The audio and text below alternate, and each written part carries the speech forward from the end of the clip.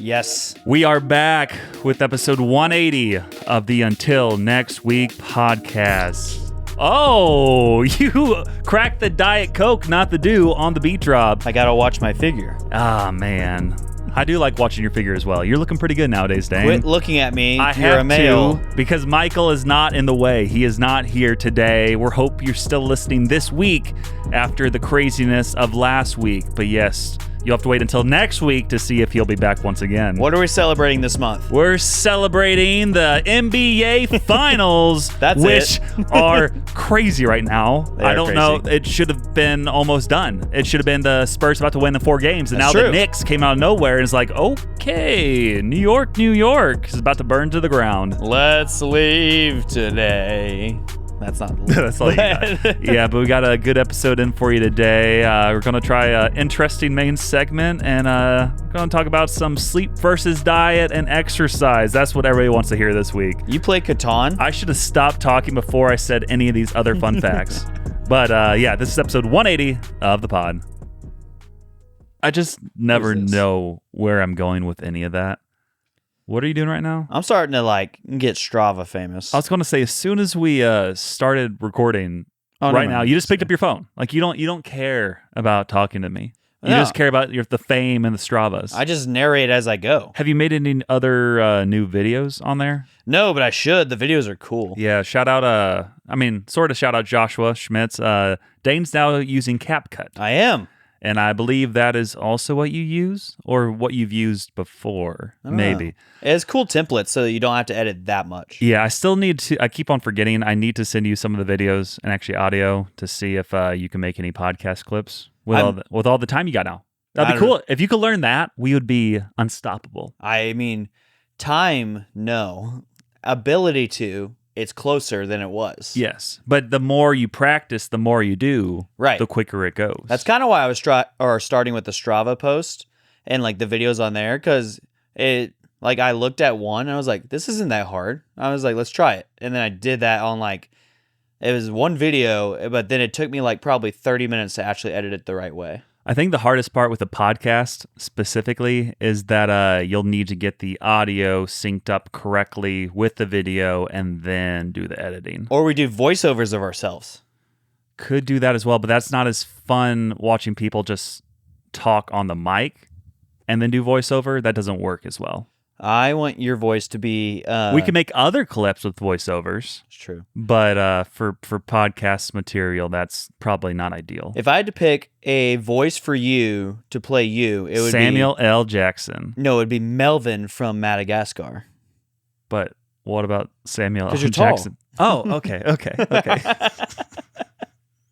Lindsay's would be Gloria. Oh, they look the same. Which one's that again? The hippo. Oh, yeah, they look the same. Just kidding. I'm kidding, Lindsay. That's crazy. Oh man, Samuel called you a hippo. It's a joke. And then, are you the lion? Obviously. Yeah, because there's giraffe, the hippo, the lion, and then I can't remember the zebra's name. Daniel Reed would probably be the penguins. The penguins. I mean, he could be a penguin. Michael Fuller could be a penguin.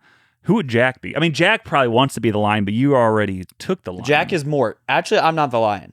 Oh, no. Jack's actually the lion, I think. So who are you? I'm King Julian, obviously. Oh, the, what's he called? The lemur. Lemur. That's lemur. it. Yeah, Yes. You are the lemur. Give me your best Julian accent right now. Mort, down. Must we play these games, Mort? Man. Yeah, I've not seen Madagascar in a hot second. It's great. But they've made like 1 million. No, don't touch my feet, Mort. Yeah, so I went to the lake this week. That was fun. And it was randomly... Which lake? Table Rock Oh. Lake, yeah. Shout out. Lauren has a coworker who has a boat. Oh. And that is the ultimate hookup. You know people who have boats, so you don't have to deal with them yourselves. Owning a boat, terrible idea. But having a friend who owns the boat, amazing idea. Great idea. So we hopped out with them and one of our other coworkers on the lake. I think it was sometime in the past week. Went during the evening, kind of during the sunset and such. Water wasn't very warm. Yes. That was unfortunate. We had got a lot of rain multiple days in a row. But it was still fun getting in, kind of messing around a little bit. Did you pee in the water? I did not. I've heard before that's not good to do because then like bacteria can like come Get in. up your urethra? Yeah, I think. And give you a yeast infection? Flesh-eating bacteria, etc. Oh, yeah. I forgot about that. Yeah, it is bad. And I think I did get a cut on my toe during that time, and it's not looking too hot. So hopefully we'll have an episode in the future. We will see. Samuel's toe's about to fall off his way soon. Yeah, I don't know yet. I've been putting stuff on it. We'll see how it goes. In biblical times, they would have just cut it off. Yeah, that's what they did with a lot of things. They just cut it off. Yeah. A lot of things. But yeah, mainly just kind of chilled on the lake, rode around for a bit. It was nice weather. It was pretty out, but the water was a little cold. We also stopped by a Big Cedar, which is Johnny Morris's Disney World, essentially. I thought Silver Dollar City was. No. Johnny Morris does not own Silver Dollar City. Johnny Morris owns Bass Pro and then all the land you can imagine. Right. He doesn't own Silver Dollar City. Yeah, we parked the boat over on his dock and walked probably a quarter to half mile to get ice cream. We got up there and they were closed. Perfect. And what was even better is that I wore flip-flops. So I had proper hiking attire, which was positive. But again, it was still nice infiltrating his base. Yes. Didn't know we were in there. Like we could have we could have played mini golf for free. He wouldn't have known. We could have jumped in the pool, I think, for free, and he wouldn't have known. Yeah. Storming the beaches of Morris, yes. Morrisville. Because you know what today is? Is it D-Day? It is D-Day. Shout out. We're recording on June 6th. America won again. Oh, man. Wow. Here we are. It's a good time. But overall, the lake was a solid time. Also, this past week, the Wiffle Ball League has started up once again. One of the biggest parts of me finding a new job was finding one that was in the downtown vicinity to be a part of the downtown Wiffle Ball League, and I did just that. Because you just work overtime and then go straight to the thing. Who's calling you? Ooh, our pastor. Oh. Here, you talk while I take this. Actually, like our head guy? Yeah. Okay, I'll let you take it out there really quick. And now it's time for story time with Samuel. Dane has walked out the door. I hope he was not fired or has an emergency meeting where he has to leave, because that will make these segments interesting if I do it solo. I don't have a Samuel's manifesto quite yet. I'll be working on that in the future. We want to make sure Dane's manifesto is completed in full before that happens. Also, the last time I was on an episode by myself, bad things happened. If you know, you know. Throw back to episode 38 through like 43. Let's not go back to those times. But luckily, this is not Dane's doctor. This is the pastor. So while not a doctor for the body, he is a doctor for the soul. So, how are you guys doing? He is back. I'm back. Don't worry. I went on a small rant and then talked about the last time I was on an episode by myself. Good things did not happen. He wanted me to take a picture of his son's birth certificate. Oh, you have his birth certificate? No, but so I'm dog sitting for him. Oh, And okay. He's in Orlando, I think. I don't know. Yep. But with his family, they're doing kind of a vacation. He's yeah. It's the sabbatical. No, not that guy. It wasn't Brad. You said the main pastor. It is our main pastor. There's two pastors. They're both the main one. There is a main pastor. Oh, yeah? No lights would happen. No building would happen without this pastor. There is a main pastor, and then there's the side pastors. Everybody know there's a main pastor. There's only one pastor, and then there's another pastor. There's a main pastor. Either way, Okay. I'm dog sitting. Okay. And then he goes, yeah, will you be at the house in like a couple hours? And I said, yeah. And he goes, what are you doing right now? I'm like, recording the podcast. Does he remember you have a podcast? I think so.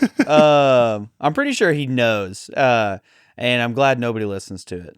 Well, you say that, but they do. They do. They do. I know at least everybody at your former place of work listens now. Oh, yeah. All of our young listeners. Well, and if they're okay with me talking the way I talk at work, they're okay with the way I talk on the pod. You definitely are probably more censored on the pod than you are at work. For sure. So shout out to my filtering abilities.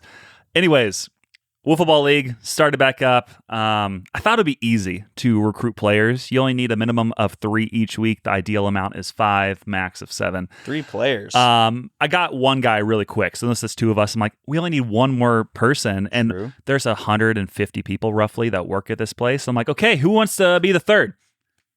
No responses. Did you send it in the Slack? Yeah, I'm throwing in the Slack with like everybody, and like I'm getting some like sort of responses, but not really. And I was like, so someone wants to play, right? Like we just need one more person. We need 3 people. One out of every 50 people need to play in this Wiffle Ball League for this one time for 45 minutes, and it took a while. Pulling teeth. Eventually, it was the day of the game. Still only had 2 people. And I'm like, this will be interesting because they also have a softball league and 10 guys play on that. And I'm like, I'm sure one of these softball guys will play. And all of them were like, can't do another extracurricular. The wife would kill me. I can't do this, can't do that. Like, it's 45 minutes. This will actually improve your marriage if you are a winner in wiffle ball.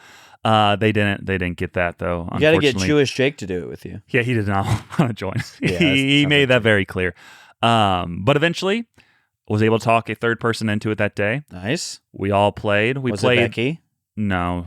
We will be sitting next to each other because we're about to move up to the new floor. They renovated a building, and I think she'll be like across and to the side of me. Yep. So diagonal, if you will. Yeah, there's a good group, and then Jake will be a little further down as well.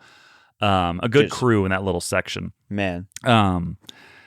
But where was I going with that? Yeah, so we went out and we played against the team who beat my team last year in the championship, who had a hard throwing lefty. I'm like, crap.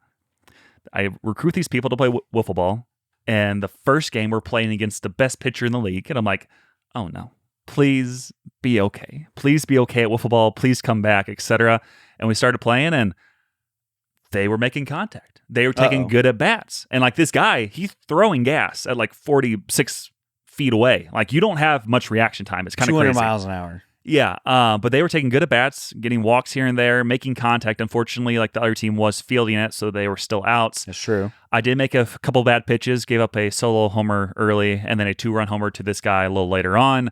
It was 3-0 going to the bottom of the 5th, which is the last inning, and we started getting to him a little bit, getting some walks here and there. We got bases loaded. We got a run in. So then I think it was 3-1. Our leadoff guy was at the bat, and then he had a very good at bat, was looking good, and then unfortunately he did strike out with me on deck.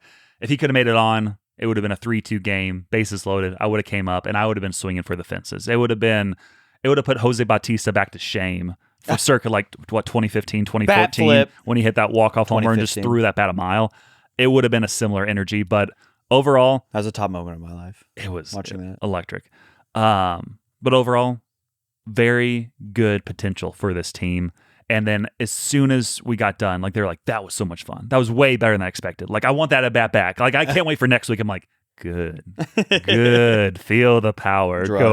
Go through your veins. Not the drugs. But yeah, then the next day they brought up it again, and they were starting to hype it to like so many people. So now all of a sudden, these people who didn't want to play, I'm like, oh, so now there's a wait list to be on the team. I see how it is. And then someone else is like, wait, do you want like team shirts? I'm like, yes, I would like team shirts.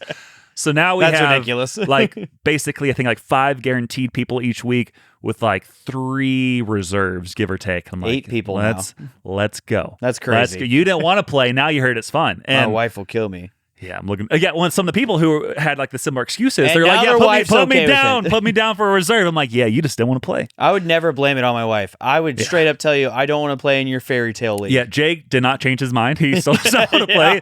But there are several others who do want to join in. So I'm like, let's freaking go. It's a lot for Jake just to play the softball league. Yeah. But it was a good time overall. I look forward to the rest of the season. You'll get a weekly or bi-weekly updates depending on if we have games or not. But yeah, besides that, also went to play Catan with some of the college friends, i.e. Lauren and several others, one of which is a listener. Several. And you know her name. Angela Emily. Burwell. Oh. No. You're ridiculous. You guys didn't fly to Texas to play this Catan game? No, we didn't, unfortunately. And she also was not a college friend. I met her afterwards. We were both graduated. But yeah, we played Catan. Overall, good night. We played with 6 total people. Luckily, I had the expansion, and I've never used the expansion before. It takes up a lot of space. It does. The game I thought wouldn't take too long, but with 6 people playing, half of which had never played Catan, took a little longer than expected. We started getting near the end of the game. We decided to go to 8 points instead of 10, like midway through. Catan or Catan? Catan. Or is it Catan? Catan. Cat on. Essentially, we got near the end of the game. I was getting very close to winning. Of course, several other people were getting close to winning. I was getting a little nervous, and then I was like, hey. And I didn't have longest road. Lauren's goal every game is to get longest road, and she had it. But I was still within striking distance, and I was like, hey, does anyone want to make a trade? I need some like a brick or wood, just out of curiosity. And you're a terrible trader. And end of the game, brick and wood aren't that valuable, honestly. So Emily's like, yeah, I got that. I'm like, good. Let's make this trade. So she did, and then I immediately played down the cards, built 2 roads, took the longest road from Lauren. She was devastated, and I won. Love. And Emily wanted a shout out on the pod. So here is your shout out. Thank you for helping me win the game. And for all of you, if you did not know, you lost the game. Every one of you just lost the game, including you, Dane. You just lost the game. Yeah. I never thought about it before. You know that, right? Yeah. Like the game. I've never thought about it. You never thought about the game? I've never lost anything. Well, you have just lost the game. I've never lost anything. That was big. I'm just thinking about how I don't If you don't know what we're talking about, look up the game circa 2010, and you just lost the game again. It's the most annoying thing I've ever heard of. Yeah. So only other update really this week is at the new workplace, I'm apparently the hat guy. Oh, that says hat guy? Yeah. I thought that said hot guy. I mean, I could be the hot guy too. Specifically, I'm the hat guy because I've been wearing like a different, like nice hat like each day because a lot of people wear hats at this workplace. So I'm like, let's show some off. So I rocked like a St. Louis Browns hat. I got at Lids the other week. I had a couple other nice Cardinals hats I got, wore those. And then on Friday, I've made it my thing as of the past 2 weeks to wear my Friday hat for Friday Pickleball. And everybody's like, that is so cool that you're wearing that on Friday. I'm like, yeah, it is. Now use my code Samuel14434 and get a discount and get one of yours for yourself. People need to calm down at this workplace. Yeah. It's really cool that you're wearing a Friday hat on a Friday. Hey, it is kind of unique. It wouldn't be as cool if I was wearing a Monday hat on Monday. I'd wear a Monday hat on Monday. Yeah. But now I'm like, well, now I can't repeat hats anytime soon. So now I'm going to go into deep debt buying new hats every single day just to like meet their expectations. Well, yeah. Like, we're looking forward to seeing like, what are you going to wear tomorrow? I'm like, I don't know. You're really you don't know.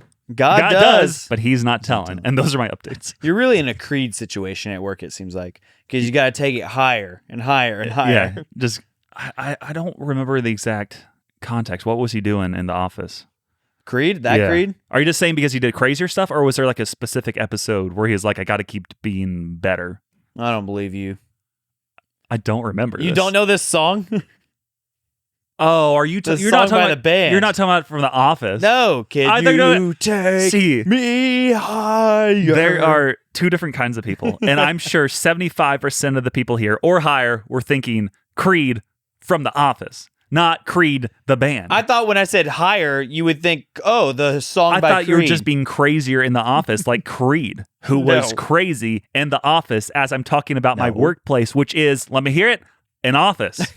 No, Creed was the actual manager in The Office. And that's just a film theory. Because this week, what did Dane do? Dane did a lot, but honestly, in the past 2 days was the most interesting things. I ran a race today. Shout out. Did you win? I got 3rd place in my age range. Okay, then what else happened this week? Because we don't want to hear about losers. I know. That's how I felt the entire run. Because I ran a 9.63 mile race. Which classic distance. A classic distance, which is a 15K. But then, mile 3 of this race, my watch died. Oh. That's what I get for house sitting all week. My watch dies because it just... How far was it, you said? That until it died or until No. How far was the distance? 9.63, unless it's more. That's more than a 15K because a 5K is 3.1 miles, which means 9.3 is a 15K. You ran over a 15K. I'm just fast. You are inevitable. I am inevitable. But what happened to your watch? They had free breakfast afterwards. My watch died on mile 3. It started to rain a little bit, and they started the 4.13 miles. 17. Because we're from the 417 area code. From that. Yes. So they started that one after us, and when I tell you, like, we ran all the way down, circled this thing, and then ran all the way back. And we're like flying through all these like kind of run walker people. Yeah. And I'm just like, oh my goodness, there's like 200 people here that I'm just like trying to maneuver around. One of which was Rebecca. Well, no, she was already done. She was fast. Oh, true. Yeah. You're going to you said the run walkers. The run walkers. She does not do the walking. She part. does not do that part. Okay. And I'm just like, oh my gosh, why are all these people here? And I'm like, move. And some of us are competing for something here. And so I got third place plaque, which is my your first third? No, it's my third. Third? No, so I got first place in my age range at Top of the Rock. Yep. I got third place in my age range at Potter's House 5K a couple years ago. Mm-hmm. And I got third place in my age range today. You've also completely won that pickled whatever. This year they called it the Hill City Half, and which they I won should that by like 4 bring minutes. back the pickle. We want the pickle. You want the pickle. Everybody say it. We want the pickle, not the Hill City Half. Wasn't it called like the pickle? It was called the Pickle Bulls, which is stupid because I thought it was a pickleball group. Well, it was too, but they never played pickleball. They didn't. They just like, hey, let's put on a half marathon. I'm like, I don't want to do that. They just got pregnant instead. The worst. And that's why they quit making it, because they all got pregnant. They quit making that because they're making something else. Whoa. Kids. But other than that, I went to a wedding for one of my core group boys, which is like a discipleship group for like college students. And he was getting married, and he was marrying this girl. She was very excited. It was fun, but it was a super pretty wedding. It was at Top of the Rock across the way. And so there's a wedding venue directly across the lake. Wait, so not at Top of the Rock? No, but from Top of the Rock at the other side, you can see this wedding venue. Okay, so you can see Top of the Rock from your wedding venue. Yeah. Because of that Top of the Rock, they have very rich parents. Oh, yeah. They do. Because or she does. Yeah. I know at Top of the Rock itself, they have like a chapel, or maybe that's a big cedar, and it is very impressive. Immaculate. Yes. And so, because I talked to him a little bit afterwards, and he pointed across the entire lake, goes, yeah, that's where I proposed, and then we're getting married here.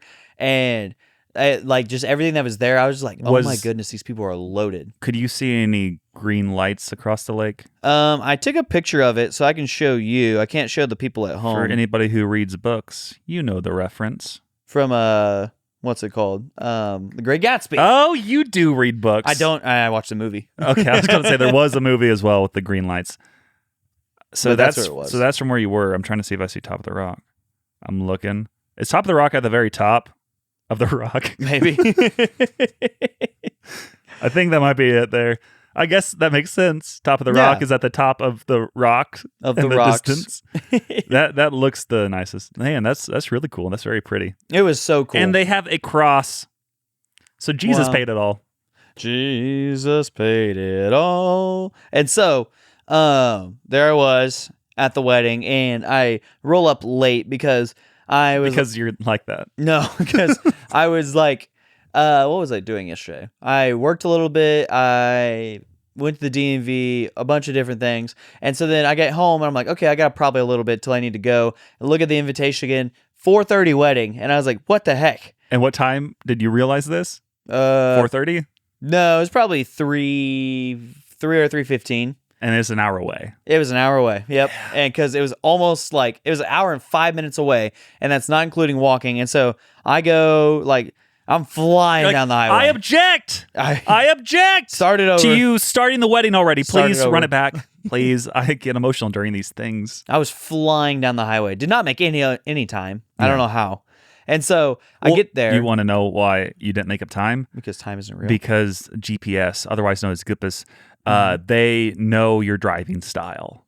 So they know if you're going to speed, and they keep that into account already. They don't know me. Which is why if you're speeding, you notice the time does not really go down. You got to go extra, extra fast. They don't know me. Yeah. And so this is, I think, more of a theory in my head, but I'm pretty sure it's correct. Dang it. It makes sense because it's all data. You said that like it was an actual fact. I will confirm, but you keep talking. That's crazy. But another thing, so I roll up at the wedding later, right? And so I go and I sit down in the back. Lucky for me, it was outside. So everybody's standing down there. And I'm like, okay, I'm just going to Did you use Google Maps? Yes. Okay. Yes, I did. So I'm flying, and I get there, and I sneak into the back row, and I sit there, and I'm starting to look around at everybody, and I'm like, wait a second. She's wearing black. She's wearing black. He's wearing a black suit. She's wearing black. He's wearing black. She's wearing black. He's wearing black. He's wearing black. He's wearing black. She's wearing black. She's wearing black. And I started to realize at that point that it was a black tie wedding. and I was wearing very like light khaki, not very light khaki, but light khaki, and then like a like I don't a steel blue like dress shirt essentially. Not steel blue. I don't know what to call it, but like a darker blue, but not navy. It's like bluish gray, dark, that kind of color. And then brown shoes. And so not black tie. And that was terrible because everybody was like, you're an idiot. I'm kidding. Nobody said that. But it was very obvious that some people didn't get the memo because everybody's wearing black, everything. And then some people you look around and are just not wearing black. Yeah. And so that sucked. But one of my favorite Did it grind things, your gears a little bit? a little bit. Okay. But one of my favorite things about the wedding, before we get into the gears that are grinding, is that when the bride and the groom made the entrance into the reception afterwards, the DJ goes, and now I want you guys to pick up your towel off of your plate, and I want you to wave it around the air like and this. And take off your shirts. No. Take your top off. That's crazy. Like they do in the Chronicles. No. Yeah. No, that's crazy. Dane, take your top off. No, it was like a rally towel, though. It was great. Yeah. Because the groom is a big... what's it called? St. Louis Cardinals fan? No, hockey fan. And so he wanted everybody to get the towels waving like that. And I was like, this is awesome. I want this for my wedding. Because they just come, or you walk into that entrance and I'm like, this is amazing. But what happened next really grounded the gears of the grinding. And we will get to the grinds of gears. But I did look up the, this is a little known facts on top of my other little known facts. It basically says Google Maps is essentially a massive real-time statistical calculator. It doesn't know me. They said almost everyday drives under 30 miles. Speeding simply does not save as much time as our brains think. It's true. On like a 20-mile drive, if you go 60 miles per hour, it takes 20 minutes. Yes. If you go 70, it takes 17.1 minutes. That's 2.9 minutes for every 20 miles, just so you know.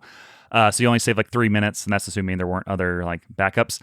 It also says that Google typically predicts traffic and behavior, so it already knows the actual speed of drivers currently on that road because other people are using the app. The maps. And then also there are historical patterns for that specific day of the week and time.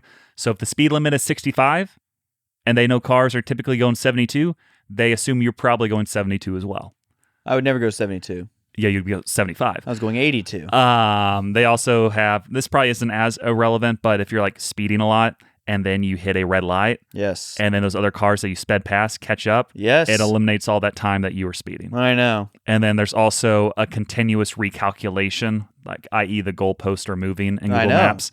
So it refreshes data every few seconds. So if there's a minor slowdown, longer stoplight, or a slight traffic backup develops like way ahead of you, Google already absorbs that delay into your ETA. So all I know is it doesn't know me.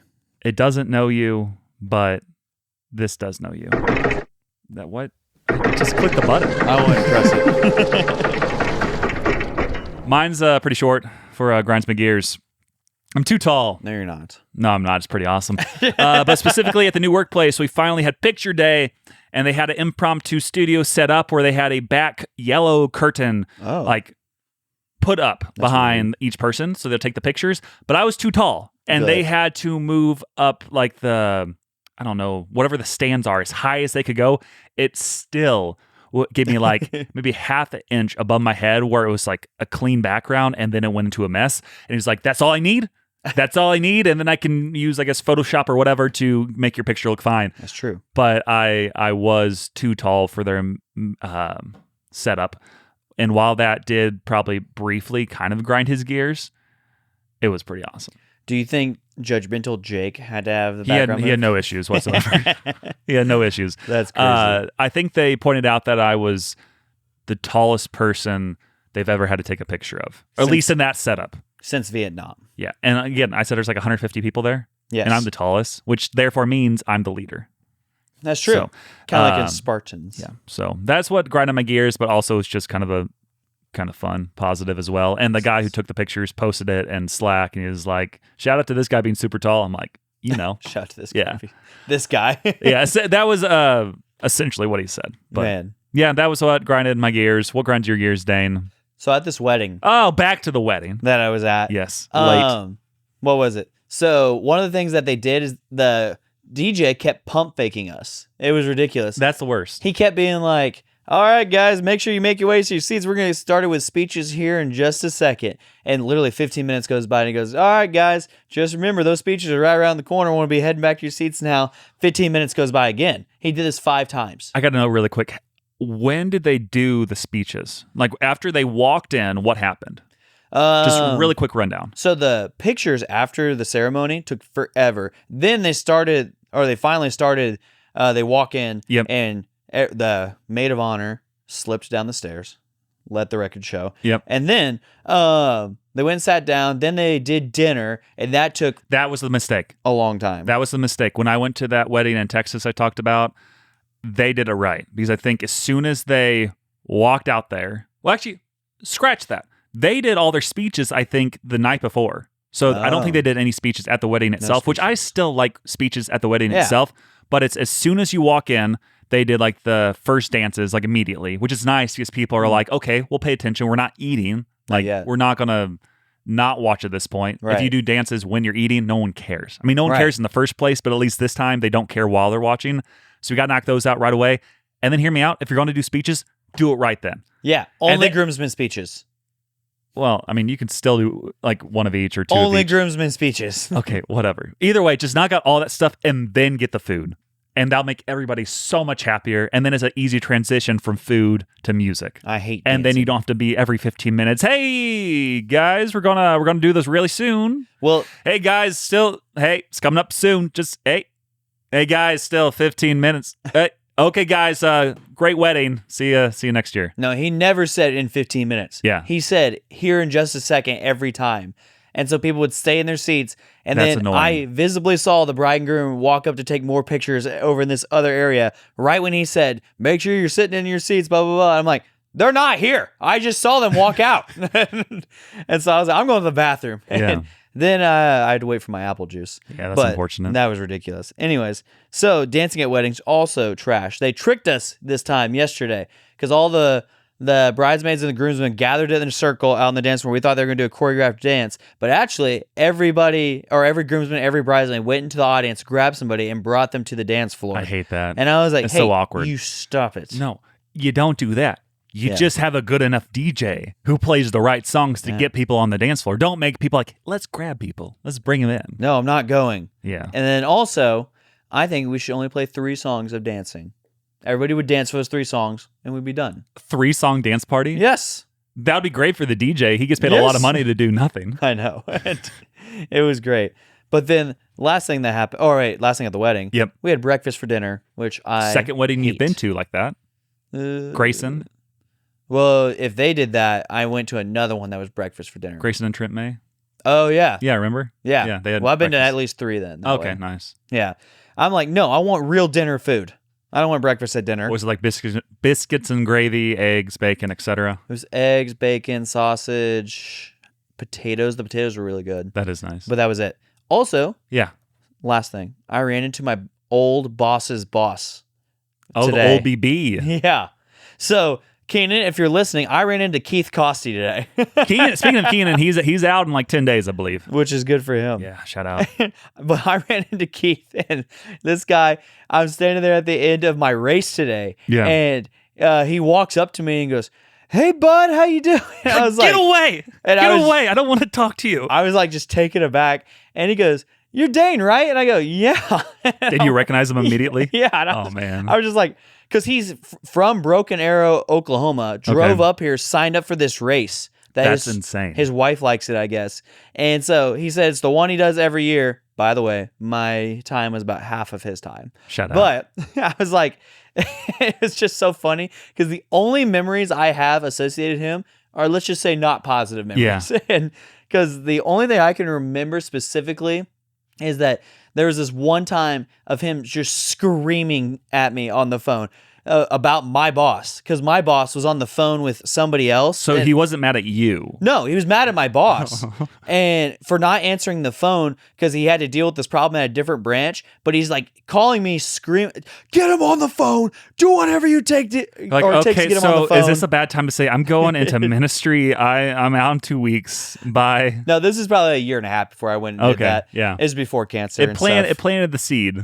Yeah, I was just like, I don't know what you want me to do. You want me to hang up the phone for him? Like, I'm going to hang up on you right now and get him. No, stay on the phone. I'm like, how am I supposed to get a hold of him? Yeah, he's on his cell phone I'm outside. I'm on a landline. I have like 6 feet of radius I can move. Well, guarantee he saw that you were calling him like the 3 times you called him. And he was scared. And he's going to call you back as soon as he gets off that phone. Why did you call me?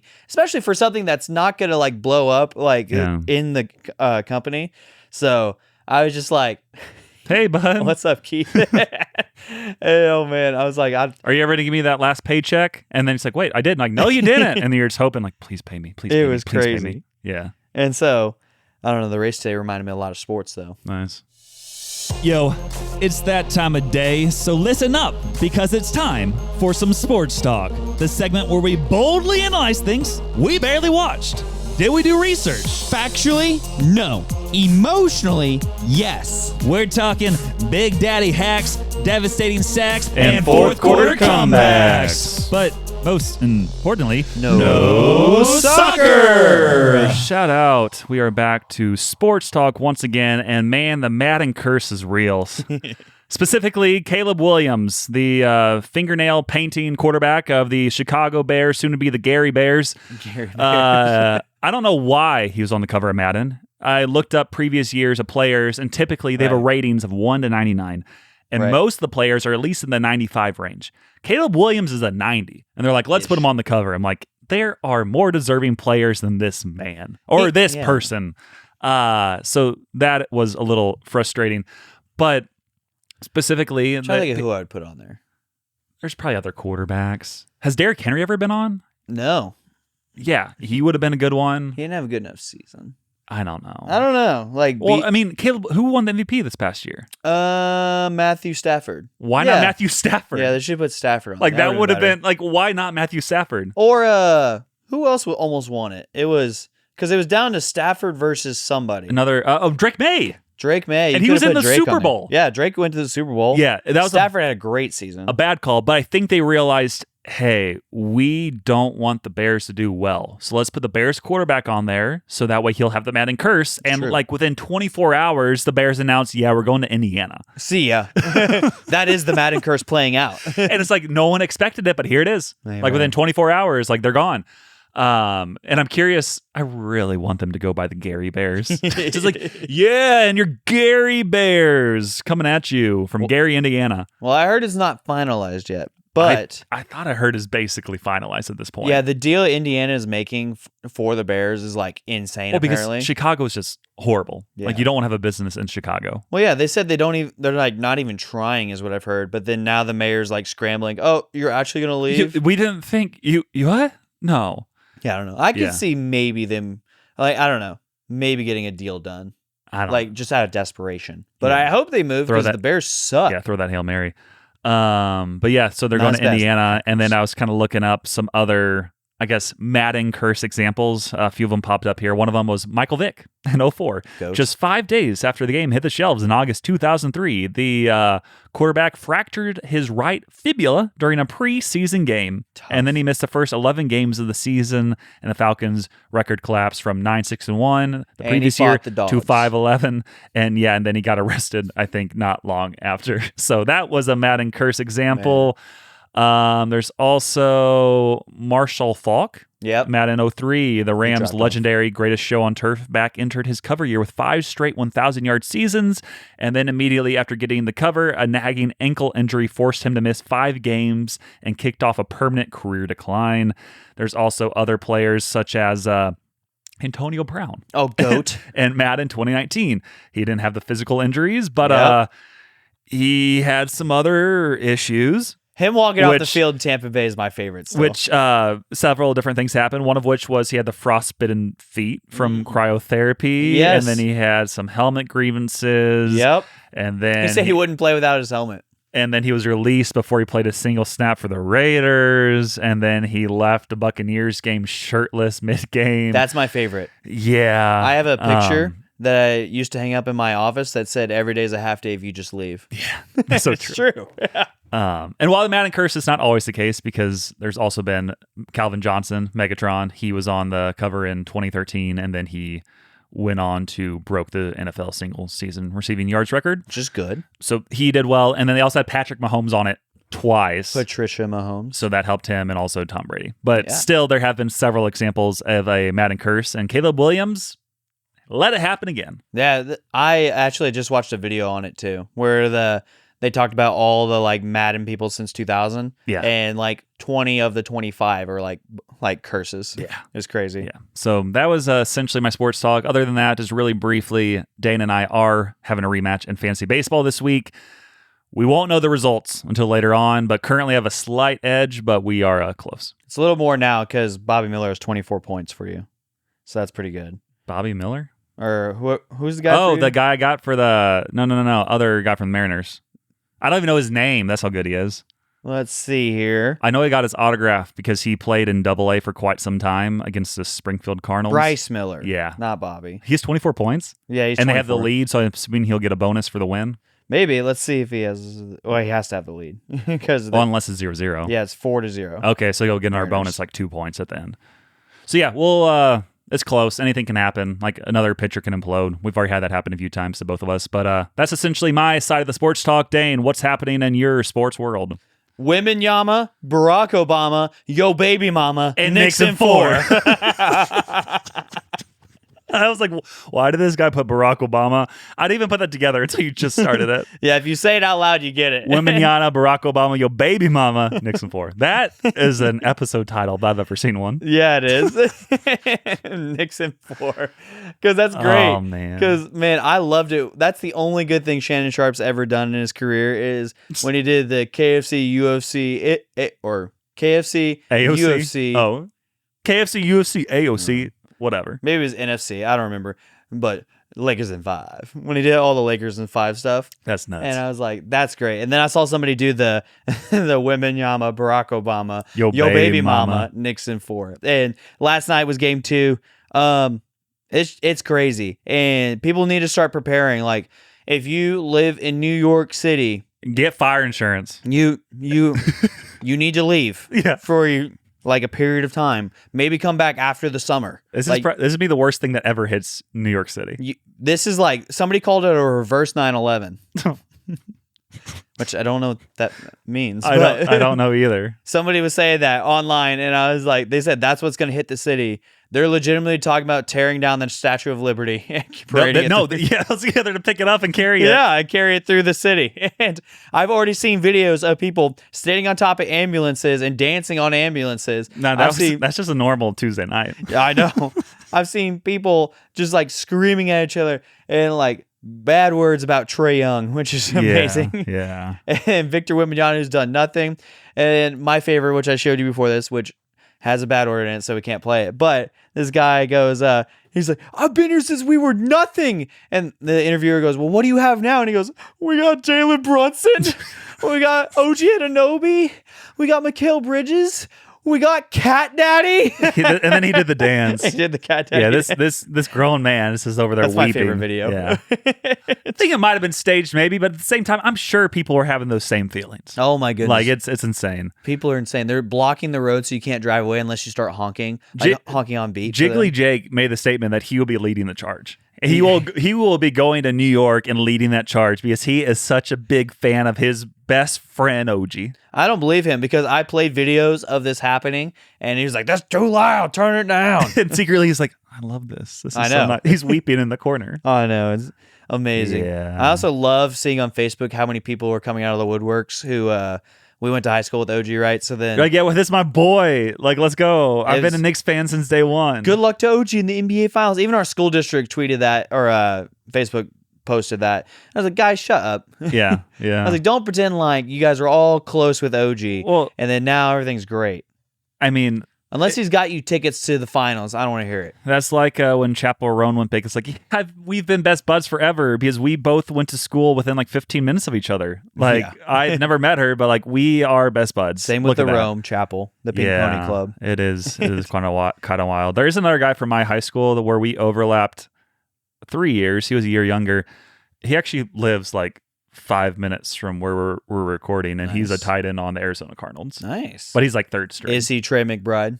he is third string. So not Trey McBride. No, he's not. It's a Travis Vokalek. Shout out if you're listening to the pod. Yeah, I don't know. Every once in a while I see him walking by because it's off season. And he's a gigantic human. He's a large human. Yeah. Yeah. I think eventually he probably will get opportunity to play more, but he needs some injuries to happen or something. He needs Trey McBride to go bye-bye. Yeah. I think he is one of their main special teams guys, though, as well. So he's getting at least reps there, and then hopefully he'll get some opportunities at tight end eventually. He was on the Ravens practice squad briefly, and I know in like a preseason game he got like 2 or 3 touchdowns from Lamar, but... Lamarion. Yeah. Man, that's true. But yeah, if you're in New York, up your fire insurance, up everything.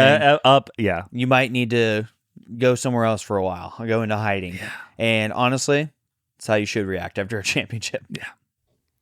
Okay, we've officially thrown the script out the window. It's time for the main segment. And honestly, who knows where this is going?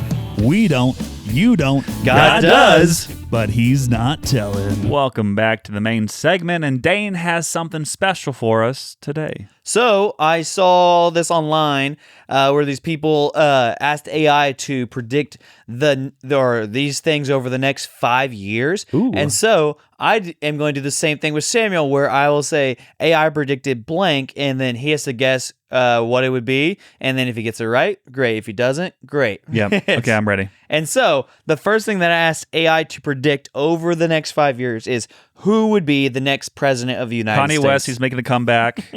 He had that rough stint there for a little bit.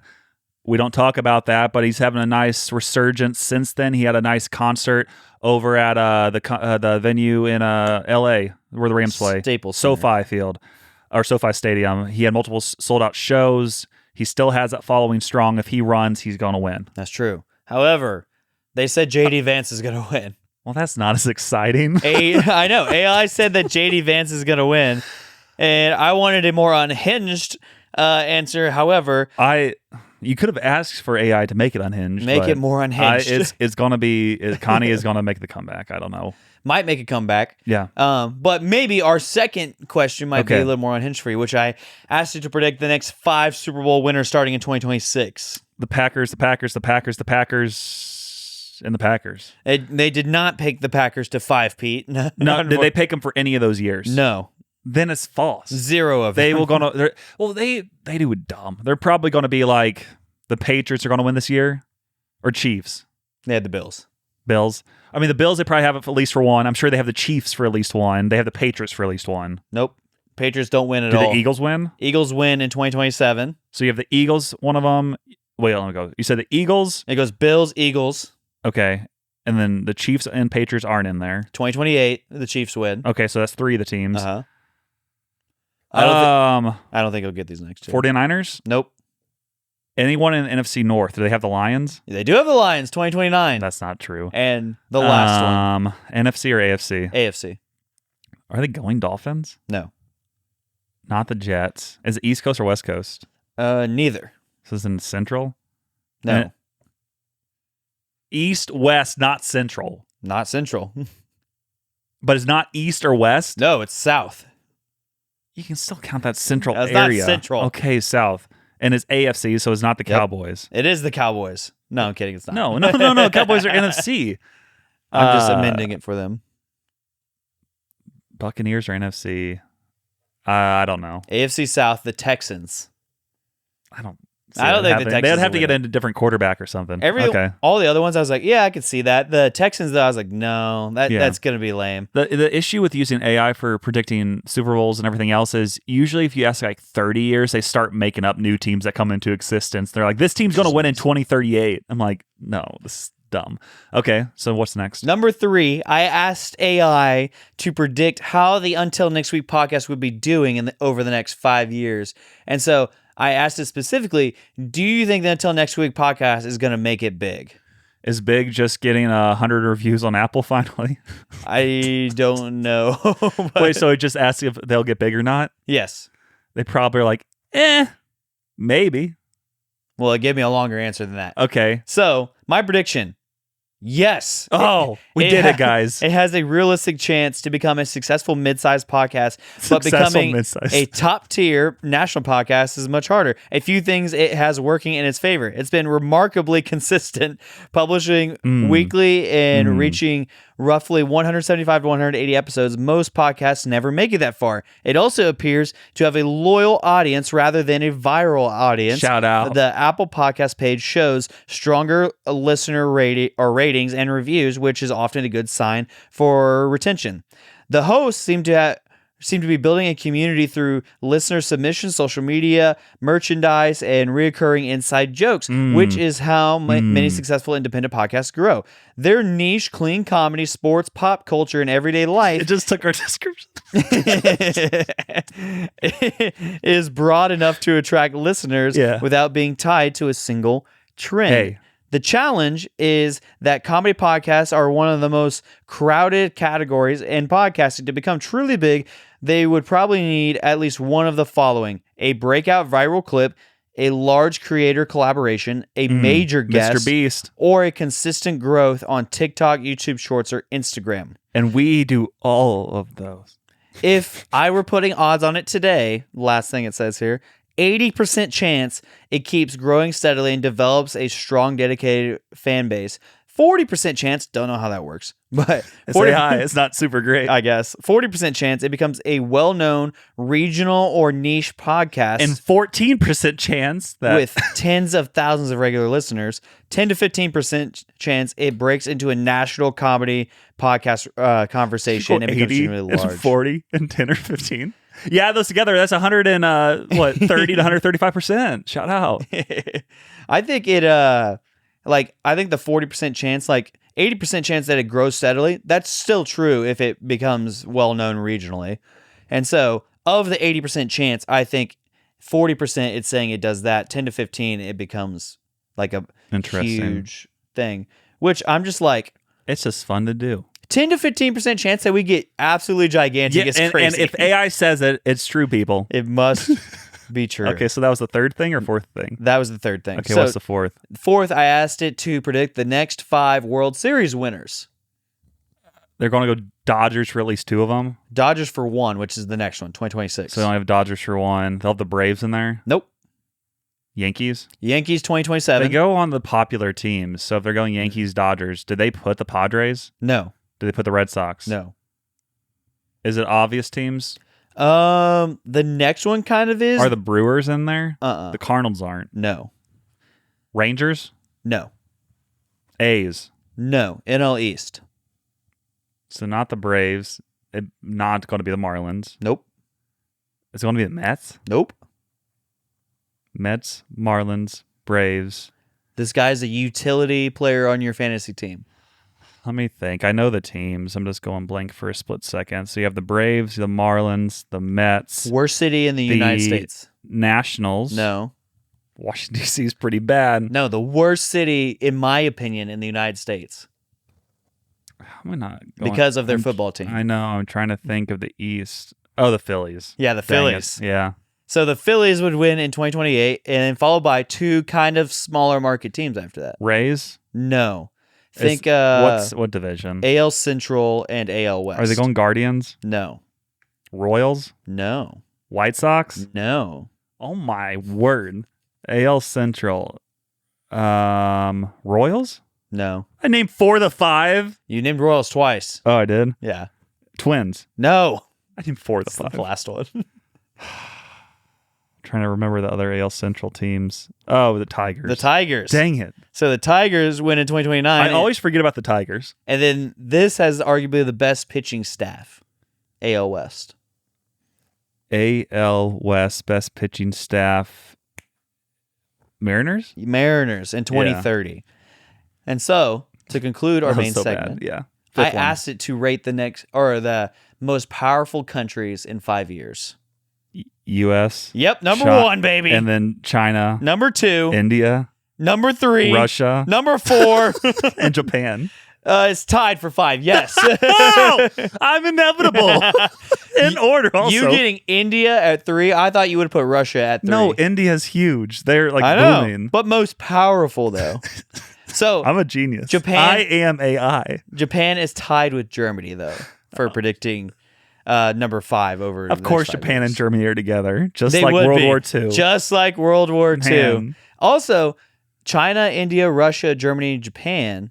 I guess Germany and Japan would be our allies, but China, India, Russia. Yeah. We're going to go to the next segment. Yeah. I forgot the button. That actually is a nice transition. Oh, man, that's amazing. And so now welcome to part 35 121 of Dane's Manifesto. Welcome back to Dane's Manifesto, where Dane needs to see what he's actually doing for Dane's Manifesto here. Which is going to be... Where did I put this at? Where's my super suit? Where's my super suit? Nice. So, we're going to do this one next. I am predicting Dane's next 5 years. Ooh. Yes. So, over the next 5 years, we're going to have 3 things that I predict that will happen to Dane. So, Dane is 29 now. And so, now we're going to predict what will happen to Dane over ages 29 to 34. So, between 29 to 34, Dane will, number 1, buy a small house. Oh! A small house. Very small, medium backyard. Yeah. Where there will be a dog. There will, Woof, woof. but like backyard enough, like a small enough dog to where the dog can go in the backyard. Because if you don't have a backyard, you shouldn't get a dog. Because then you got to go home and let the dog out all the time, and it's annoying. Actually, you know what? I don't want a dog anymore because after dog sitting for all these people, I see how much of a pain in the butt it is to have pets and then have to pay people to come like let your pets out all the time. Anytime you want to leave and go do anything ever, you have to pay people to watch your pet for however long, and you have to pay them an absurd amount of money. I'm not getting any pets anymore. I've decided it. I'm glad he figured it out. You heard it here. There we go. Number 2 prediction Mm-hmm. is that in the next 5 years, Dane will start driving a truck. Woof.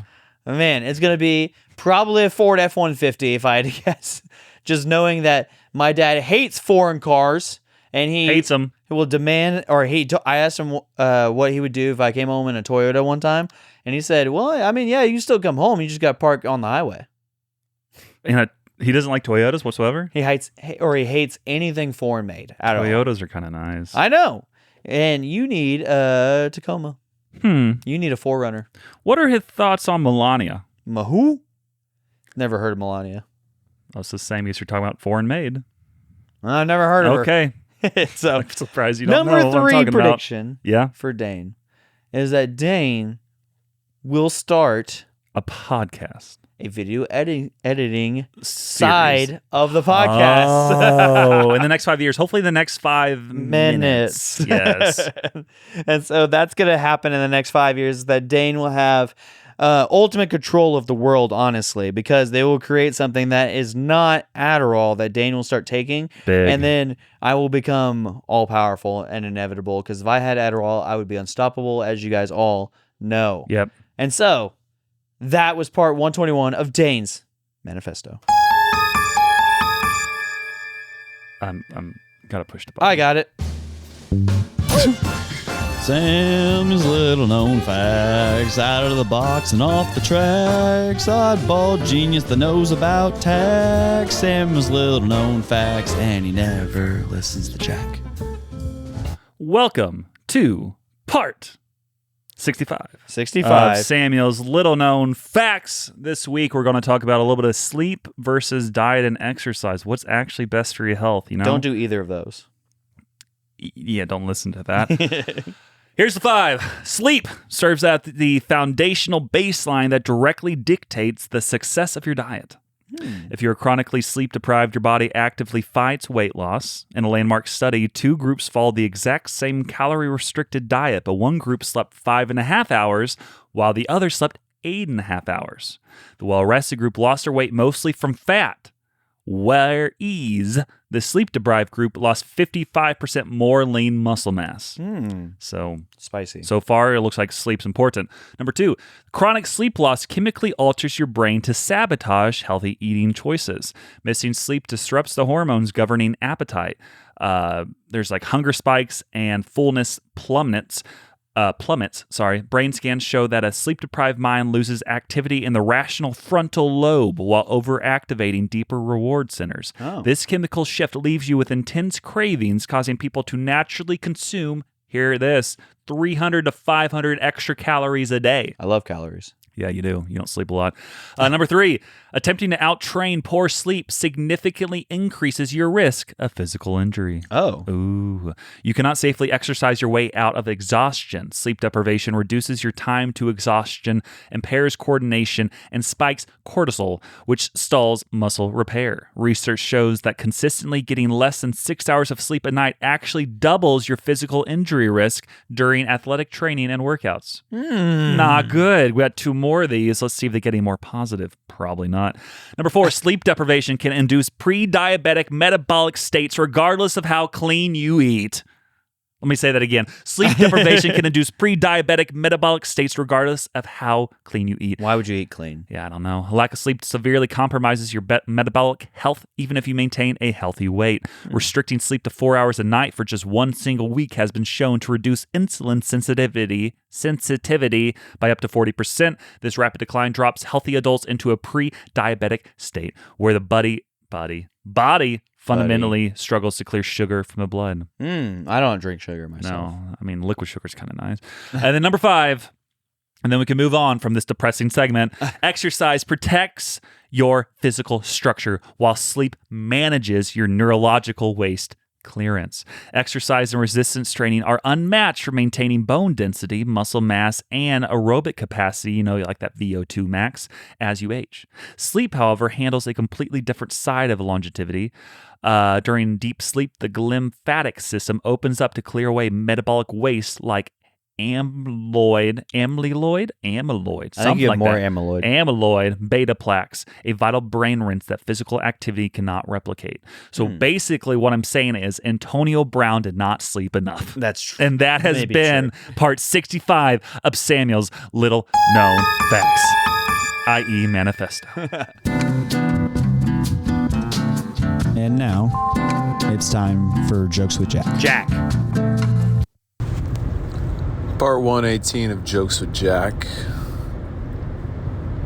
So 2 hot dogs are sitting on a grill. Whoa. And one rolls over and says, "It's getting kind of hot in here."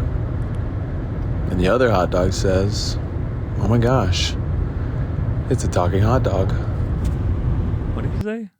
Oh my gosh, it's a talking hot dog. And now, it's time for... So Jack's jokes suck. 3 out of 10. 2 out of 10. I didn't. It wasn't even a punchline. Oh my gosh. I was expecting something like a Nelly reference, like it's so hot, It's take off all getting your hot in clothes. here. Yeah, or something like that. Okay, hopefully you're better next week, Jack. We have no voice memos this week, unfortunately. I guess Michael really made everybody speechless after last week's episode. But we do have some Spotify poll responses and Spotify comments. The Spotify poll was, for episode 179, is Branson just as good as Hawaii? Yes. And the 3 choices you could have. Branson is actually better. Michael be crazy for skipping Hawaii, or honestly, they are equals, 50-50 split. 100% of people said Michael be crazy for skipping Hawaii. So you heard it here first. Michael? I think they really voted for the first 3 words in that. Yeah, Michael be crazy. They didn't have to read the rest. Michael be crazy. Yeah. Michael be Jordan, Michael be crazy. We also do have some comments from last week's episode, and I guess probably some others as well. Do you remember I think I read this one, but I'll read it again just in case. Elizabeth Virgil, but always love hearing about Samuel's 7 brew birthday saga. Very nice of him to share with the family. You did read that one. I read that one. This one I don't think I read. It was, oh my gosh, I was so happy to hear Dane's take about dancing at weddings. Agree. I've never wanted to voice that opinion, though, because I feel like I'm very much in the minority, but had to say great point, Dane. That was also from Elizabeth. Probably that I hate dancing at weddings. Which is relevant for this week when you're like 3 songs. I max. left while it started. I was like, all right, see ya. I think it's Harvey. Shout out Harvey. Yes, I figured out who Harvey is. Yeah, put Yo Dane HRU. What's HRU? HRU. Her. What does HRU mean? We're just so old. How are you? How are you? Dang it, Harvey. You made it sound 1,000 right there. Yeah, now we're not doing well, Harvey. That's crazy. Angela Birdwell put, Michael brings a new element of crazy to the pod. Harvey is actually Harper. Okay, that makes sense. Her name is Harper. Well, Hi, Harper. Change your name to Harper on Spotify. Angela said, Michael brings a new element of crazy to the pod. My youngest daughter just graduated from high school. Yay. We found a Go Spurs bracelet on the ground at Buc-ee's, and we are so glad they won. That was not before the final started. That's tough. And Jack responded, Michael being on the pod was such a perfect move. I can't be happier in this moment besides maybe my wedding day. Oh, man. Shout out. And then Jack went on to his actual comment, which was, I've never been more tuned into the pod when Michael started dropping the Sublime? Is that right? Sublime? Maybe. Lord of the Rings lore. Harry Styles and the Gate Agent should have been the title to the episode. The Michael takeover is a force to be reckoned with. Julian Smith was hilarious. Julian Smith, yeah. Smith was hilarious. Mr. Tim was his best character. Samuel asking who had the bigger deck made me laugh way too much, and only Ghostrunners fans will remember about Brad's deck. And then he, of course, left a comment on his own comment, which he put, Michael's immaculate enunciation with his speed speech means he should be a rapper or an auctioneer. But I disagree with Michael. Hawaii is way better than Branson. I'm dead. That's a crazy comparison. Do you know a Sloan? Yes, I know Sloan. Shout out Sloan. She got a wonky knee. Yeah. She tore her ACL. Sloan Compton. Hey, Dane. It's Sloan and Brooklyn from school. Hi, Sloan. But and also, Brooklyn. you need to tell me which Brooklyn because there was 2 Brooklyns. Yes. So, hello, both Brooklyns. Either way, though. All leave comments, please. And then, of course, Jack's commenting on her post, putting school, it's summer. How can you be thinking about school in a time like this? Did you know that there's 104 days of summer vacation and school comes along just to end it? So the annual problem for our generation is finding a good way to spend it. Like maybe. That was good. Oh, did he post the whole thing? No, he just stopped there. He put Like building a rocket or fighting a mummy or climbing up the Eiffel Tower. Okay, I don't know. Discovering something Locating Frankenstein's brain. discovering something that doesn't exist or giving Frankenstein a shower, I believe. Or giving a monkey a shower. Giving a monkey a shower. Should we put it 1 second? Are you connected? Yeah. Oh, no, I'm not. Because I turned off my Bluetooth so I could play videos earlier. Okay, are you going to answer? Is he on the pod? Well, I had to answer it first. Well, let's see if he connects. Maybe it'll connect real quick. Are you going to click the connect button? Do I have to click a connect Did you button? just hang up on him? Maybe. No, I didn't. He's still there. I just had to Bluetooth it, bypass the firewall. I wonder if it's this While one. you're figuring out this, connecting him to Bluetooth, the final comment was also from Harper, or Harvey, however you want to look at it. Harper. But Dane, my name is Harper, by the way. Your favorite former 8th grader, to which she responded to herself with a smiley emoji. And then Jack responded again, Dane starting a cult following was not on my bucket list this year. Yeah, it Did you was. hang up on him? No, he's here. Well, I'm still here. Oh, now we can hear him. Shout out. Do I still need to send in a voice memo? Did you send in the second joke?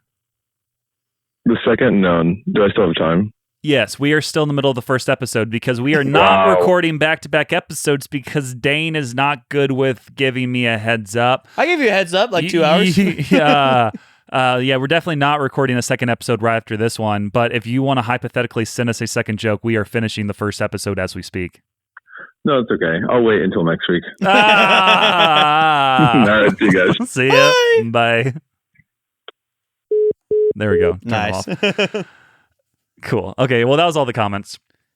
No Apple reviews that I know of, no Instagram messages, etc., which means it's time for our number 1 sponsor of the week, Jesus Christ of Nazareth. I always get scared whenever my phone Starts rings. buzzing. Yeah.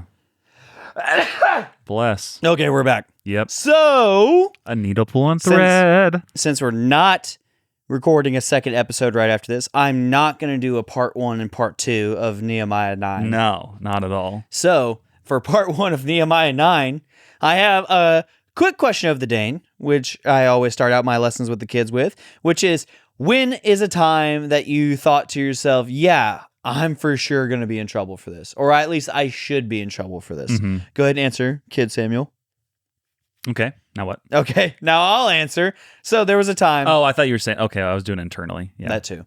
There's a time, well, I have two different stories here that I'm going to tell the children. The first one is that I had a tomato fight indoors one time. And that was ridiculous. Me and my friend Gage, we went out to my dad's garden back whenever I was in elementary school, and we decided it would be fun to start throwing tomatoes at each other. We don't know who started it, probably Lindsay Reed, who was Lindsay Wiesemeyer at that time. And then... so yeah, we got in trouble a little bit. We had to wash the walls and things like that. But I think so, but I don't remember. Then another time, me and my brother Cole, we actually broke a deer figurine one time. So my stepmom Tammy got this deer figurine for Christmas one year, and then it was, I don't know, sometime in the summer, probably, definitely sometime during the school year, because me and Cole got home from school and we were watching TV, and we always argued over who got to watch what on TV, because Cole always wanted to watch Animal Planet and I always wanted to watch MLB Network, and so we would naturally wrestle/fight for the remote until one person finally gave up and got mad and walked off. And so this one time, Cole like pushed me into the couch, and I get up and I sling my backpack at him. He ducks it dumbly, and then it flies over him, hits his deer figurine, and breaks the antlers off of it. Like, the body itself stayed intact, but the antlers break off of it. And now, me and Cole, like, we always had this unspoken agreement that if we ever broke something that was our parents and we thought we were going to get in trouble for it, will you quit working on fantasy baseball while I'm telling a story here? No, I'm still listening. And so, keep going. We always had this unspoken agreement where if one of us broke something that was our parents that we were going to get in trouble for, we would stop and try to help the other person fix it, because we know that next time this happens, it'll probably be the shoes on the other feet. So we stopped what we were doing, and we were like, we have to figure out what we're doing here. Like, how do we fix this deer? And so what we did, we were like, I got the perfect idea. Yeah, you do. I know what I'm going to do. Yeah, you do. Here's what we're going to do. Yeah, you do. We're going to go get the Elmer's glue. Oh, yeah. And so we got the regular, like, Elmer's glue and this, like, deer figurine, and we glue the antlers, like, put glue on the bottom of it and on the broken part, put it on there, hold it in place for as long as we could. It was, like, probably 30 minutes. And then we let our fingers go, and it actually stayed.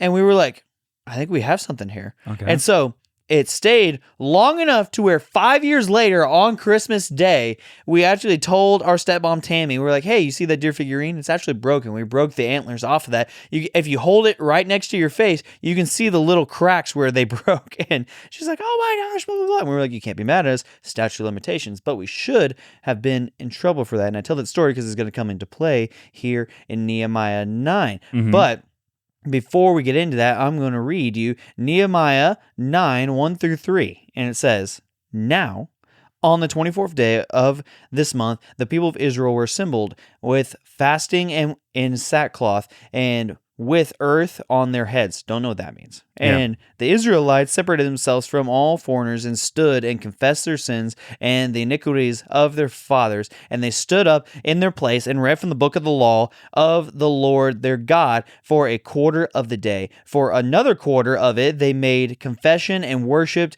the Lord their God. And so what's happening here is that they're reading the Bible, so the Torah, which is the first 5 books of the Bible, which was the Jewish Bible. So that's what they're reading from right here. They read that for 6 hours to start the day.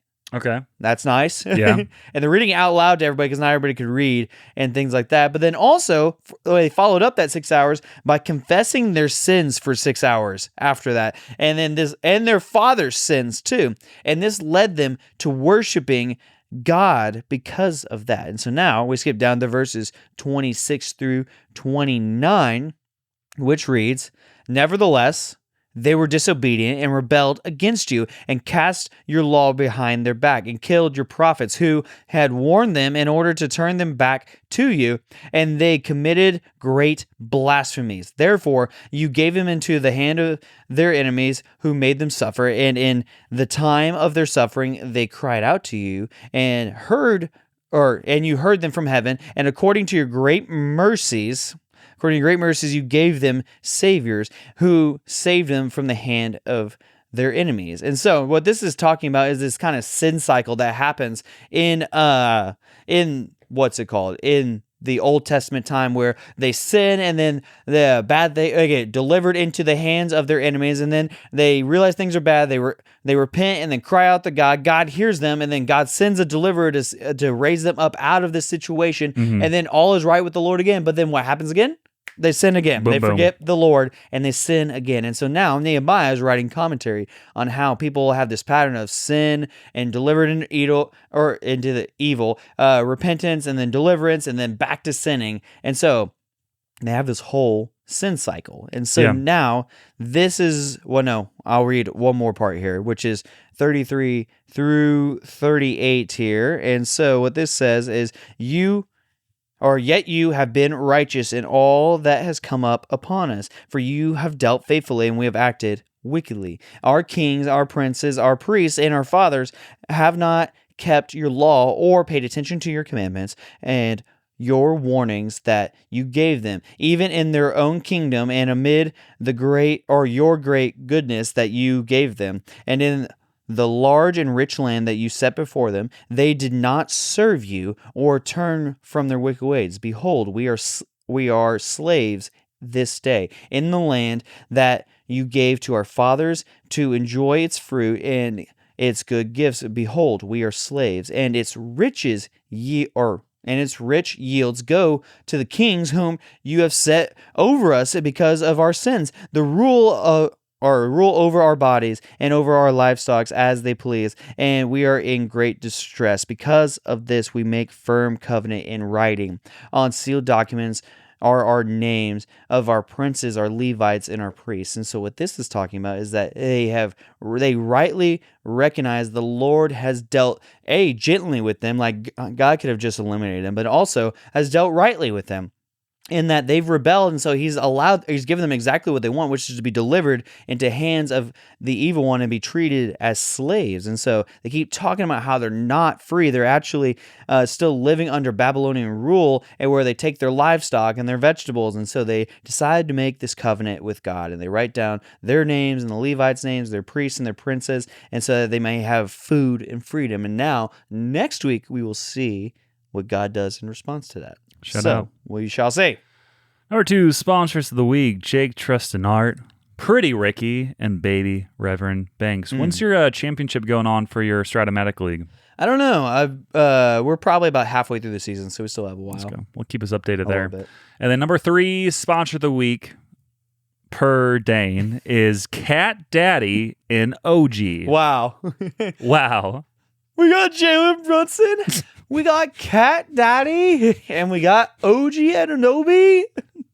What a guy. You're nuts. Man, I love that. Let's finish up. We still have until next week shirts available, so hit us up. We got larges and XLs. Friday Pickleball must use the link in the bio, or you still can use Samuel14434 to get $10 off your order of at least $95, and also Venmo Dane money. Venmo me. Keep telling your friends. If you enjoy the podcast, leave us 5 stars, and please follow us on Spotify, YouTube, TikTok, and Instagram, where you can leave us a voice memo. If Dane figures out how to make these videos, you'll see new content there soon. Finally, thank you again for listening to episode 180 of the Until Next Week podcast. Au revoir.